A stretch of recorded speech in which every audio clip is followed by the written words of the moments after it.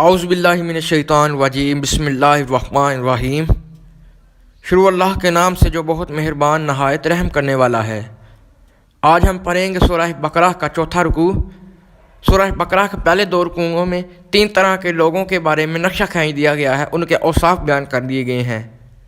سورہ بقرہ کے تیسرے رکوع میں قرآن مجید کی دعوت کا خلاصہ ہے، توحید فی العقیدہ، توحید فی العمل، یعنی کہ اللہ تعالیٰ کی عبادت، ایمان بالرسالت، قرآن مجید کو منزل من اللہ ماننا۔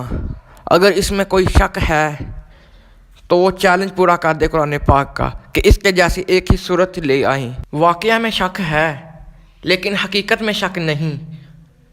اگر تمہیں واقعہ شک ہے واقعاً تو اس کے جیسی ایک صورت ہی لے آؤ۔ پھر تذکرہ آ گیا جنت اور جہنم کا، اور اس کے بعد پھر تذکرہ آ گیا قرآن مجید کے اسلوب پر۔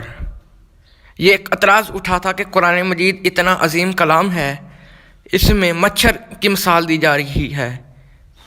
اس کی حکمت بیان کر دی گئی ہے کہ تشبیہ اور تمثیل میں ظاہری بات ہے مناسبت ہونی چاہیے، مبصر لہو اور مبصر بہی میں مناسبت ہونی چاہیے کہ کس چیز کے لیے کس شے سے تمثیل بیان کی جا رہی ہے۔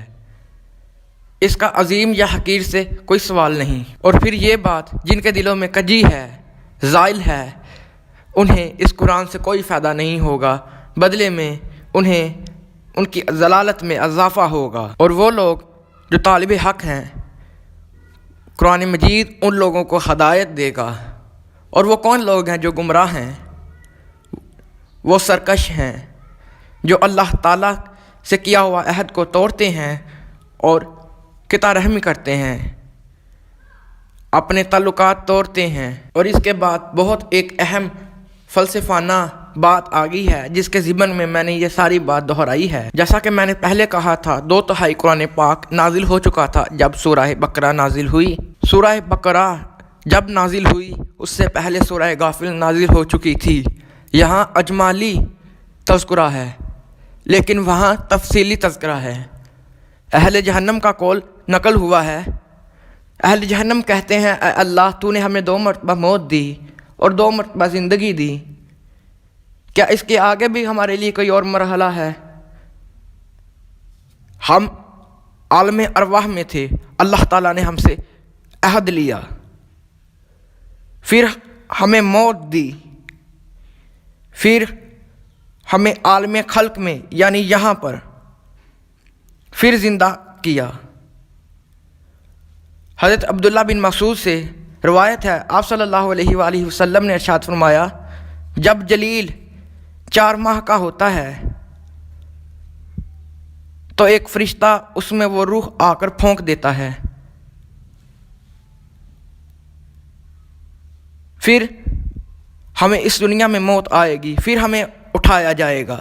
ایک موت ہمیں آ چکی ہے، ہمیں اور آپ سب کو عالم ارواح میں عہد لیا گیا، پھر ہمیں موت دی گئی، پھر ہمیں عالم خلق میں یعنی یہاں پھر زندہ کیا گیا، پھر ہمیں یہاں موت آئے گی، ایک موت عالم ارواح میں اور ایک موت یہاں پر، پھر ہمیں اٹھایا جائے گا روز قیامت، وَإِلَيْهِ تُرْجَعُونَ، اور پھر ہمیں اللہ ہی کی طرف جانا ہوگا۔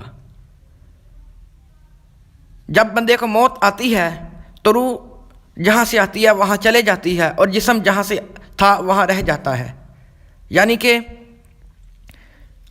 روح عالم ارواح سے آئی تھی، عالم ارواح میں چلے گئی، اور جسم ہمارا دنیا میں تھا اور دنیا میں ہی رہ گیا۔ وَكُنْتُمْ أَمْوَاتًا فَأَحْيَاكُمْ ثُمَّ يُمِيتُكُمْ ثُمَّ يُحْيِيكُمْ ثُمَّ إِلَيْهِ تُرْجَعُونَ، تم بے جان تھے، اس نے تم کو زندگی دی، پھر تمہیں موت دے گا، پھر تمہیں زندگی دے گا، پھر تمہیں موت دے گا، اور پھر تمہیں اس ہی کی طرف لوٹ کر جانا ہے۔ اب مضمون آ گیا ہے خلافت کا، جس کی پہلی آیات 3 رکوع کی آخری آیات میں آ گئی ہے۔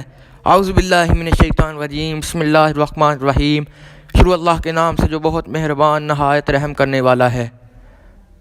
آج ہم پڑھیں گے سورہ بقرہ کا چوتھا رکوع۔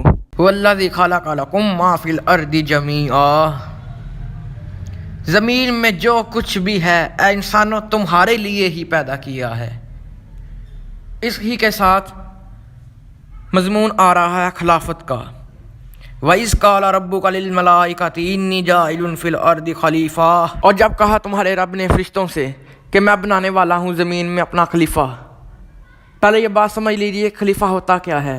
خلیفہ ہوتا ہے نائب۔ انسانوں کے لیے یہ بہت اچھی مثال ہے کہ آج سے 70 سال پہلے ہم غلام تھے انگریزوں کے۔ یہاں دلی میں وائسرائے ہوتا تھا، جو بھی حکم مجسٹریٹ آفس سے ہوتا تھا وہ یہاں پر حکم فرائض کر دیتا تھا۔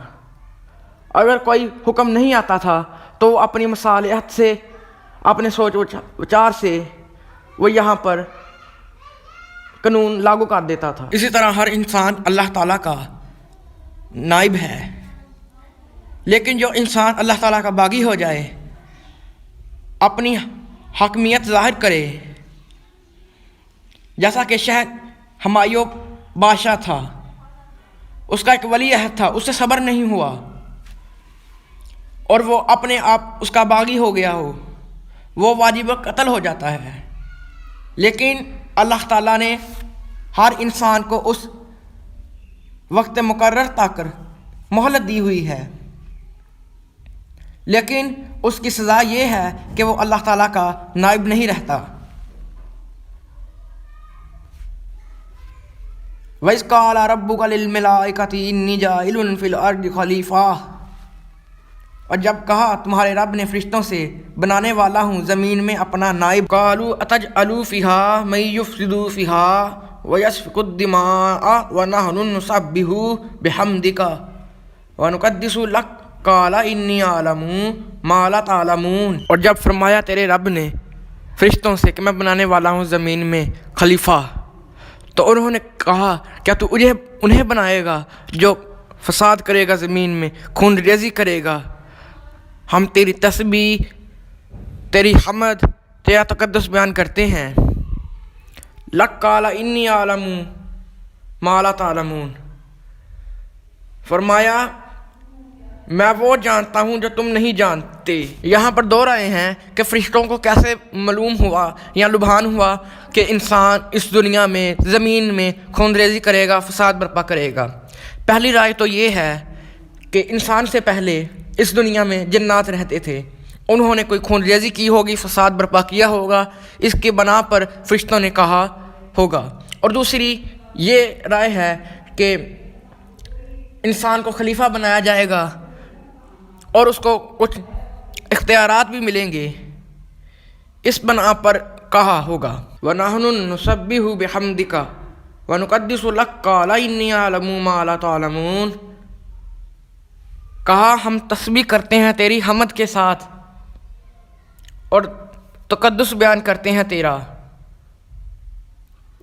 لَكَ قَالَ، کہا اللہ نے، إِنِّي أَعْلَمُ مَا لَا تَعْلَمُونَ، میں وہ جانتا ہوں جو تم نہیں جانتے۔ وَعَلَّمَ آدَمَ الْأَسْمَاءَ كُلَّهَا، اور اللہ نے سکھا دیے آدم کو ان تمام چیزوں کے نام۔ اس کے بارے میں بھی تقریباً تمام مفسرین کا اجتماع ہے کہ یہ نام زمین میں معادی چیزوں کے نام ہیں۔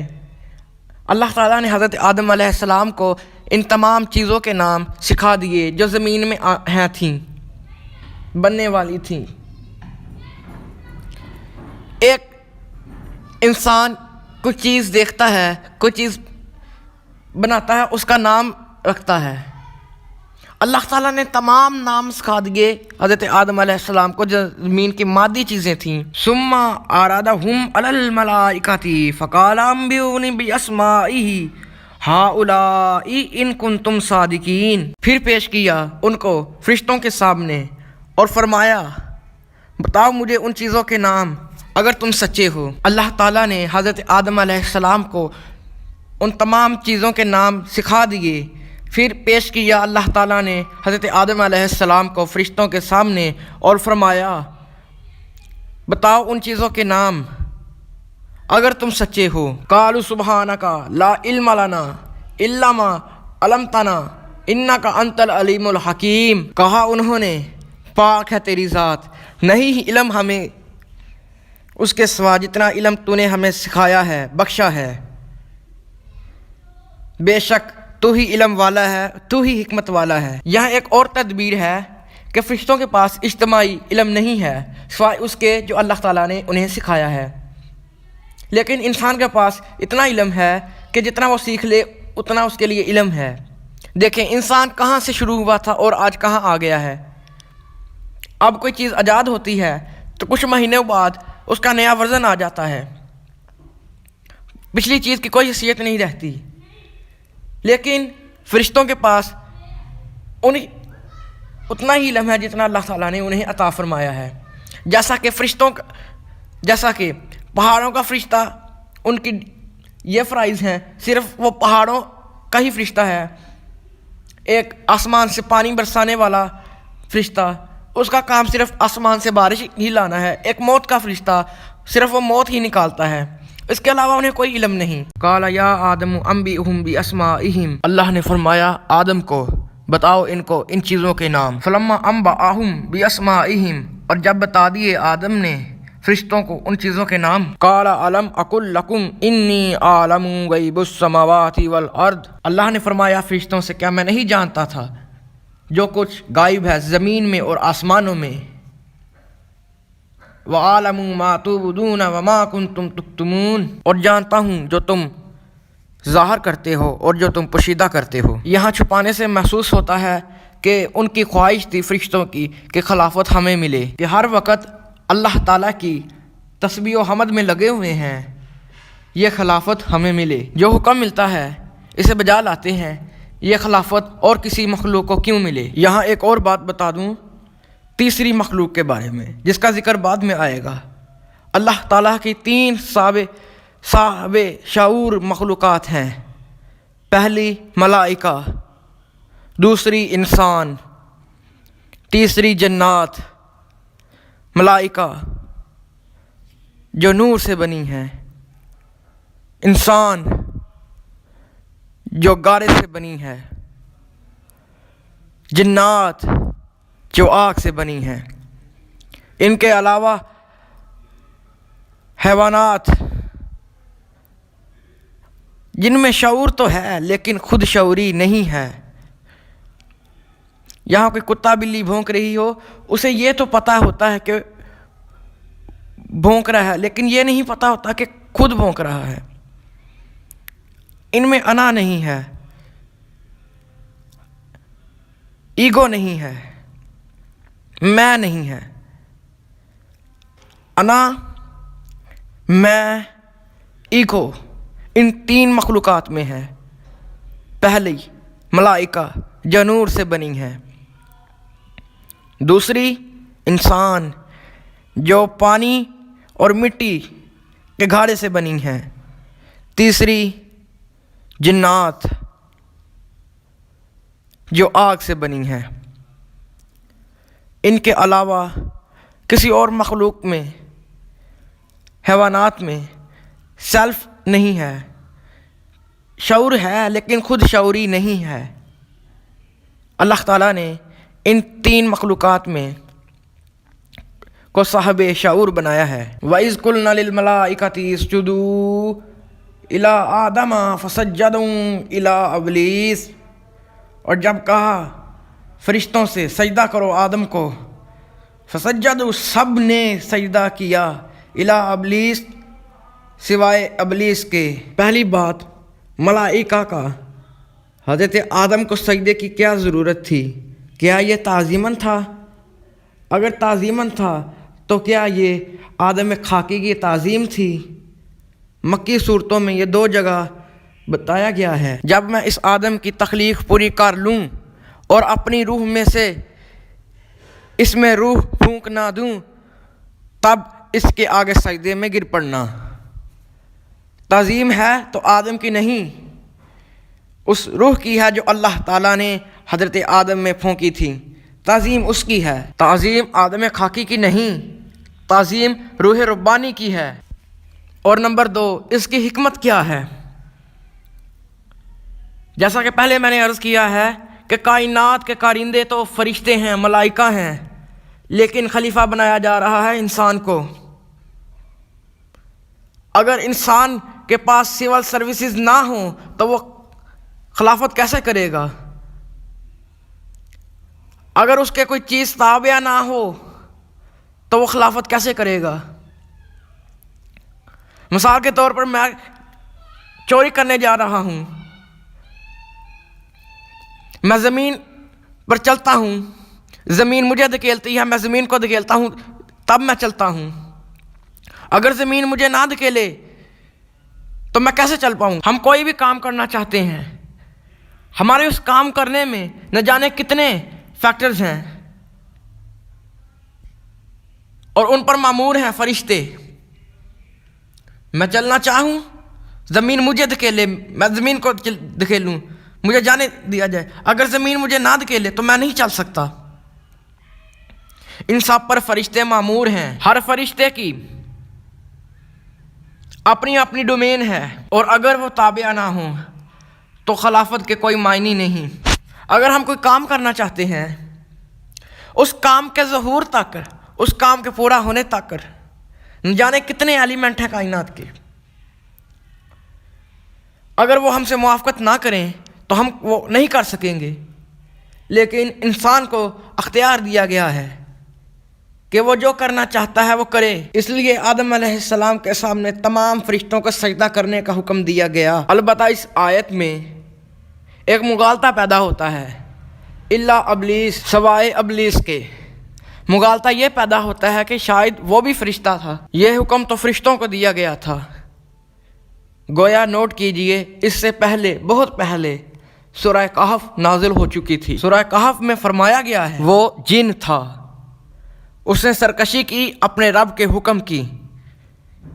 فرشتے کی شان یہ نہیں ہے کہ وہ اپنے رب کی حکم کی سرکشی کرے، وہ اللہ کے کسی حکم کی نافرمانی نہیں کرتے۔ جو انہیں حکم مل جاتا ہے وہ اس کو پورا کرتے ہیں۔ لیکن یہ اختیار جنات میں تھا جیسا انسانوں میں ہے۔ انسانوں میں نیک بھی ہیں، بد بھی ہیں، جنوں میں نیک بھی ہیں، بد بھی ہیں، اعلیٰ بھی ہیں، ادنا بھی ہیں، جیسے انسانوں میں ہیں۔ لیکن یہ عزازیل علم اور عبادت میں بہت بلند ہو چکا تھا۔ یہ عزازیل جن ہونے کے باوجود اس کا علم اور اس کی عبادت فرشتوں سے زیادہ تھی۔ اس کو اپنی علم پر زوم تھا۔ قرآن پاک میں 7 مرتبہ آیا ہے، یہاں 7ویں مرتبہ ہے۔ مصحف کے لحاظ سے یہ پہلی مرتبہ ہے۔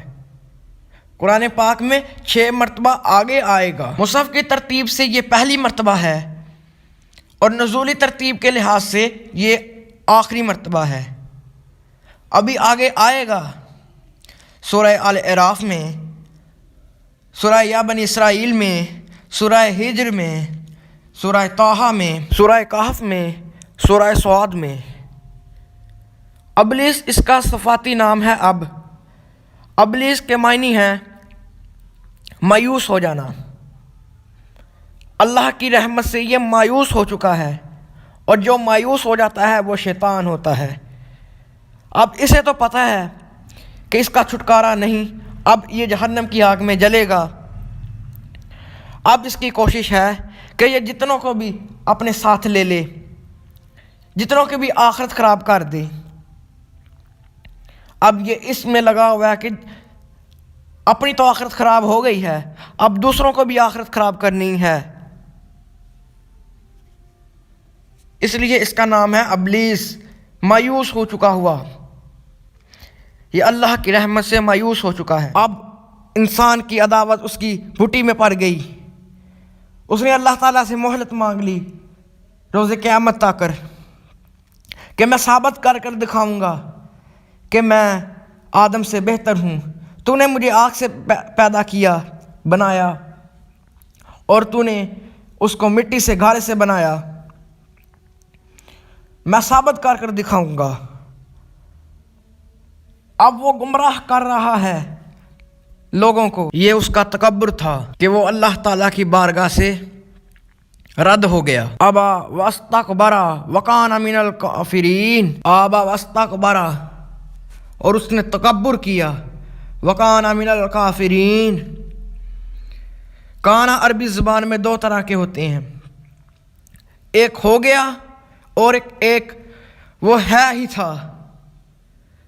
وَكَانَ مِنَ الْكَافِرِينَ، وہ کافروں میں ہو گیا، یا وہ ہے ہی تھا کافروں میں۔ وَقُلْنَا يَا آدَمُ أَسْكُنْ أَنْتَ وَزَوْجَكَ الْجَنَّةَ، اور ہم نے کہا اے آدم اور اس کی بیوی رہو جنت میں۔ یہ جنت کون سی تھی؟ اس کے بارے میں دو رائے ہیں۔ یہ جنت کہیں آسمانوں میں تھی جہاں حضرت آدم علیہ السلام اور حضرت حوا علیہ السلام کو رکھا گیا۔ یہ وہ جنت نہیں تھی جو جنت الفردوس ہے، جس میں ایک مرتبہ انسان داخل ہو جائے تو واپس نہیں نکل سکتا۔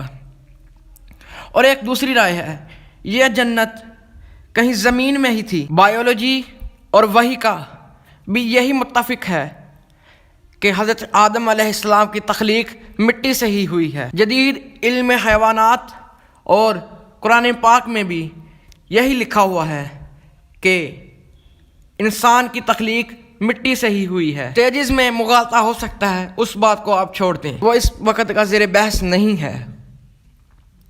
یہیں کہیں اونچے علاقے پر سرسبز شاداب علاقے میں حضرت آدم علیہ السلام کو رکھا گیا۔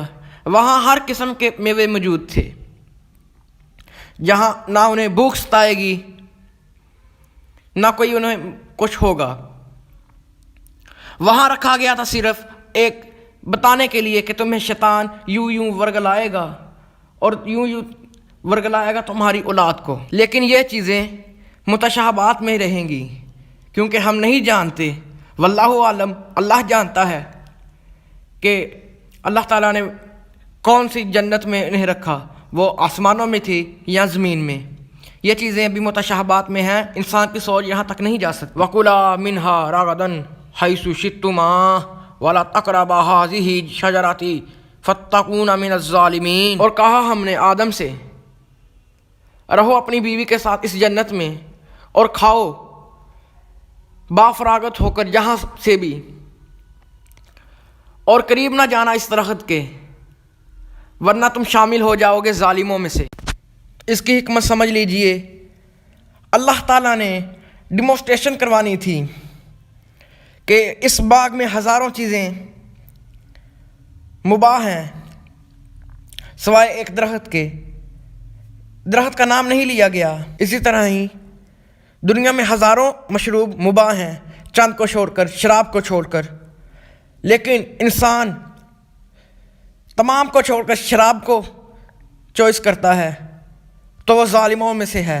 اتنے مشروبات ہیں، صرف اللہ تعالیٰ نے شراب کو حرام کیا ہے، وہ پیتا ہے، نافرمانی کرتا ہے، وہ ظالموں میں سے ہے۔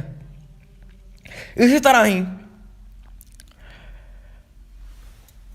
اللہ تعالیٰ نے چند رشتوں کو چھوڑ کر تمام دنیا میں کروڑوں عورتیں ہیں مسلمان، آپ جس مرضی مسلمان عورت سے شادی کر لیں، ایک سے نہیں، دو سے نہیں، تین سے نہیں، 4 تک ہیں، آپ 4 عورتوں تک شادی کر سکتے ہیں، لیکن پھر بھی انسان